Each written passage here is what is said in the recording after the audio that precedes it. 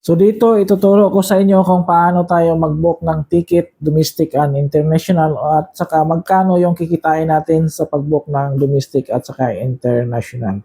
So kailangan lang natin i-avail yung e-cash system natin. Yung e-cash system natin ay nandyan na yung maraming services. Yung ticketing, domestic and international, bills payment, remittance, insurance, loading, travel and tours, hotels booking. So yan yung nandyan sa system natin na pwede nating pagkakitaan. So ngayon kung paano tayo mag-book ng ticket, ito open natin yung system, punta tayo dito sa travel and tours. Then click lang natin yung domestic. So pag-click natin ng domestic, lalabas yung search flight, markup at saka issued ticket. So dito muna tayo sa markup. Kailangan nating mag-markup para kikita tayo sa pagbubuk ng flight sa domestic. Ang markup natin sa domestic is 500 maximum. So kung pababain nyo yung markup nyo, pwede natin nga i-click yung edit tapos palitan mo, gawin mong 200, 300 or 400. Sa akin nakaset na ng 500 pesos. So after mo ma-edit yung markup, so balik tayo sa search flight. Yung search flight, diyan natin makikita yung mga price ng ticket. So, i-click lang natin yung select origin. For example, ang gusto mo is Cagayan de Oro. Tapos yung destination mo is Maynila.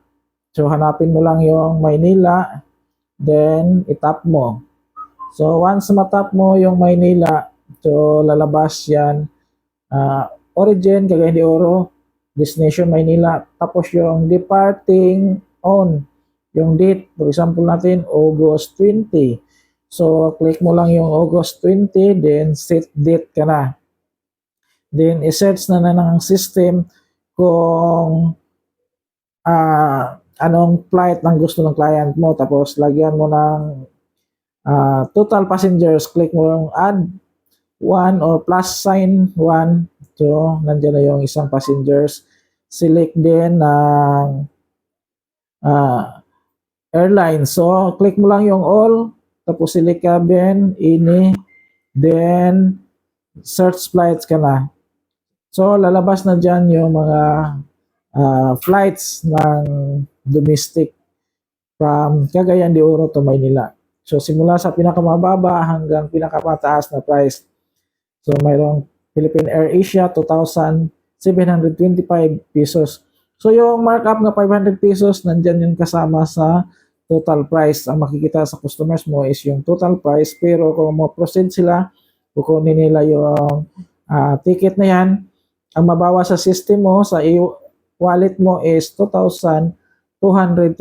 Yung 500 ay maiwan. Yun yung kikitain mo sa isang passengers lang sa pag-book mo ng ticket. So, ito, pwede rin tong pipiliin lang 2,949. So, depende sa kanila. Once kung anong gusto nilang ticket, itap mo lang, then book flights ka. Nandyan yung passengers, ini, at saka yung display makikita. Then, proceed ka lang. Kailangan kunin mo yung ID ng customer, siraman mo para hindi ka makamali sa spelling ng pangalan, apelyido, tapos yung birthday. So, yun yung pinaka-importante. Then, once ma-fill upan mo yan, so next ka lang. Then, pag ma-proceed na, gusto ng client yun yung ticket nga kukunin mo, balik ka lang doon sa system na dito sa service offered niya system, nandyan yung search flight, markup, issued ticket. So sa issued ticket, nandun niya yung ticket na binubook ng client mo. Click mo lang, tapos download lang para yun yung ibigay mo sa client na nagpabook sa'yo. So tap mo lang yan, tapos print, para lalabas yung ticket, screenshot mo or naka-download to, i-tap mo lang yan para ma-open yung ticket at i-screenshot, isi-send mo sa client. So, yun yung reference niya pagpunta niya sa airport. Then, pag mag-book tayo ng international, system natin. So, Yan yung sa international natin. Punta tayo sa search flight. So, click natin yung international. Click natin sa international, nandyan din yung book flights, markup, at saka issued ticket. So, before tayo mag-book flights, click natin yung markup. Ang markup sa international is 1,000 pesos yung maximum. So, yun yung kikitain mo sa passengers mo, sa clients na nagpag-book sa'yo. So, is minuto lang mag-book ka ng ticket, kikita ka na ng 1,000. For example, kung ikaw ay isang empleyado, pwede mo tong gawin pang extra income. Or kung isa kang housewife, pwede mo tong gawin para makatulong sa asawa at magkakaroon ka ng sariling business. Kung isa kang negosyante, pwede mo tong pagdagdag sa existing business mo.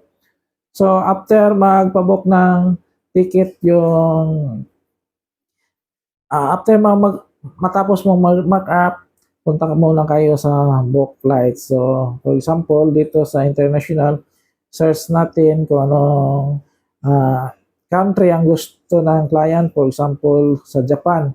So, hanapin lang natin yung Japan, itap natin para kasi yun yung gusto ng client mo. Japan, tapos yung city, kung anong city gusto niya. Sabihin nating Osaka, Japan. So, hanapin mo yung Osaka, Japan para yun yung ilagay mo dyan. Tapos, select airport. Then, sa destination kung anong country ang pupuntahan ng client mo. For example, dito sa Philippines. So, hanapin natin yung Philippines para yun yung dun sa destination natin. From Japan to Philippines, yung gusto ng client mo. So, tap lang natin ang Philippines. So, ito. Tapos, anong city? Maynila. So, Maynila yung natin, cities. Then, ang airport, Ninoy Aquino International Airport. Once malagyan mo na to ng information, dito ka sa departure on. For example, August 20. So, yun. Set date. Then, passengers. Kung ilang passengers mo, tap mo lang yung adult. Magkakaroon na ng total passengers. 1. Then, mayroon select airlines, ini, select cabin, yan. Ini airlines, tapos ini search flight ka. Once ma-search flight mo, lalabas na yung mga schedule ng airplanes, kung anong oras o magkano yung presyo. From pinakamababa nga presyo hanggang pinakamataas. So kung gusto niya ng Cebu Pacific, ito yung pipiliin niya, 7,808.88. Ang markup mong 1,000, kasama na dyan, pero once mo proceed yung client, ang mabawa sa system mo is 6,808.88. So, ang kita mong 1,000, maiwan dyan sa wallet mo once i-proceed mo ng ang ticket. So, ganyan kaganda yung business natin. So, kung sinong gusto magkakaroon ng ganitong business, in a minutes of booking, magkakaroon ka na extra income, 500 or 1,000. Kahit may full-time job ka pa, pwede mo itong gawin. Kahit empleyado ka or OFW, mas maganda, may trabaho pa tayo, sinimulan na natin to pang backup plan. In case mawalan tayo ng bigla ng trabaho, mayroon tayong sariling business. Kasi ito, sarili mo na itong business. Kailangan mo lang mag-franchise para magkakaroon ka ng system, yung sarili mong system, at ikaw ang nakapangalan sa iyo yung system. So, yun yung gagamitin mo at lifetime na to yun. So, i-input mo lang yung mga details ng customers mo. Kailangan kunin natin yung ID para sigurado tayo sa spelling at saka yung birthday. Dito, ilagay mo yung first name, middle name, last name, birthday. Then, proceed ka lang. So, once ma-proceed mo yan, mapilapan mo lahat ng information. So, balik na rin din tayo sa natin, yung sa issued ticket. So, dito sa issued ticket, dyan din makikita yung ticket natin, kagaya kanina yung sa issued ticket na pinakita ko sa inyo. I-download lang natin, tapos once ma-download, yun yung ipakita natin sa clients para magamit nila pag pumunta sila sa airport.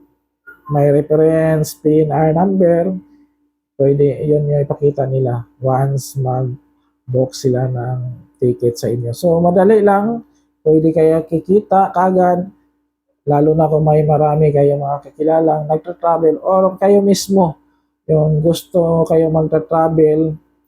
So, pwede nyo to pang personal na system, pwede rin pagkakitaan. So, maganda to, simulan natin habang may full-time job pa tayo.